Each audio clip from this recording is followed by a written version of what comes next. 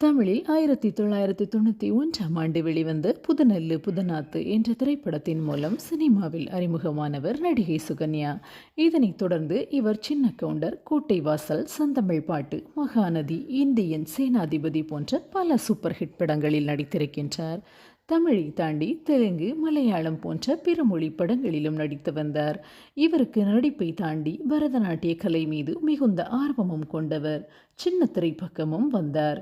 தொகுப்பாளினியாகவும் கலக்கினார். பிஸியாக நடித்து கொண்டு வந்தவர் 2002ஆம் ஆண்டு ஸ்ரீதரன் ராஜகோபாலன் என்பவரை திருமணம் செய்து கொண்டு அமெரிக்காவில் செட்டில் ஆனார். இவருக்கு ஒரு மகள் இருக்கின்றார். ஆனால் ஒரே ஆண்டில் இருவரும் விவாகரத்து பெற்று பிரிந்தார்கள். திடீரென தான் சினிமாவில் இருந்து விலகியது குறித்து ஒரு நேர்காணலில் பகிர்ந்திருக்கின்றார் நடிகை சுகன்யா. படங்களில் நடிக்க தான் தயாராக இருந்ததாகவும், ஆனால் அவரை யாரும் அழைக்கவில்லை என்றும் வருத்தத்துடன் கூறுகிறார்.